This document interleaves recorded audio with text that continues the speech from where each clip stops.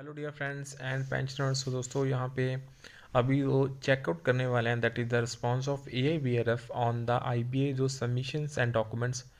तो yesterday we have shared the IBA का जो भी रिस्पांस रहा है उसको शेयर करा था, और उसके जो रिस्पांस AIBRF ने दिया है रिगार्डिंग वो यहाँ पे अभी हम देखने वाले हैं। सो उससे पहले चैनल को सब्सक्राइब कर लेना और वीडियो को यहाँ पे ज़रूर शेयर कर देना विद अदर फ्रेंड्स।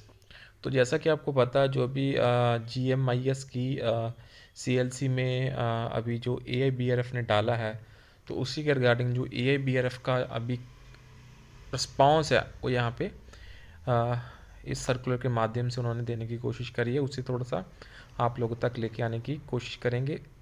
6 पॉइंट्स में उन्होंने रिस्पॉन्स को दिए, and it is very clear that settlement dated 25th of May, which include a group medical scheme, also was negotiated and approved by IBA on the basis of mandate given by member banks. So as far as group medical scheme is concerned, there are three parties: IBA representing bank management, union representing employees, and retirees as beneficiaries. So retirees has conferred some benefits and rights under the scheme.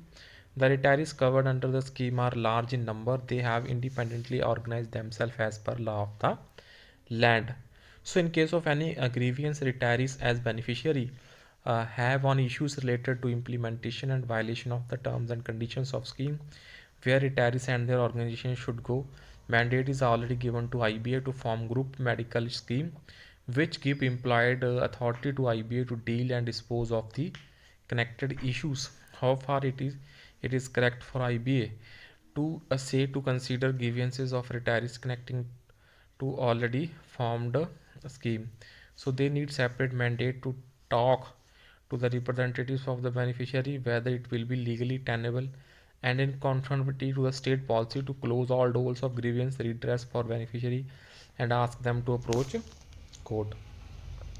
So it was brought to the uh, notice of presiding officer that need of having proper grievance redressal forum was recognized and well appreciated by parliamentary committee on public grievances, जो भी laws and justice है in 2009 and directed IBA to establish grievance redressal forum in banking industry show issues can be resolved through discussion to avoid litigation. IBA is not ready to recognize it.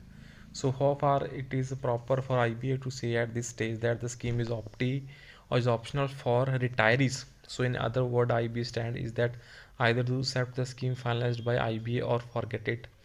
The retirees were very happy to welcome the scheme in 2015 as it met their long needed demand of health insurance. So large number of retirees opted for it, but after 3 years increase in premium arbitrary for retirees, and then saying that it is optional is very harsh and pinching situation for retirees. So if amount to throwing them on their fates and exposing their health.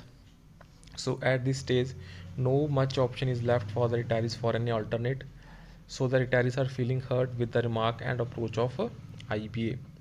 So the presiding officer inquired that why unions who were parties to the settlement are not raising the grievances of retirees in the matter, and why AIBRF is not approaching them for their redressal. So in response to this, we submitted that from the time to time we are approaching unions for resolution of retirees grievances as well as improvement, but the final view on our request has to be taken by them. So simultaneously, as an independent organization and our responsibility toward membership, AIBRF cannot remain silent and continue to make all possible efforts for resolution. So after hearing the parties, CLCs has not accepted request of IBA to close the matter and decided to hold further discussions रहेंगी इसके ऊपर on AIBRF representation and rejoinder submitted in the matter. So IB and DFS were asked to submit written response on the points covered under AIBRF rejoinder. So next date is fixed on 13th of March.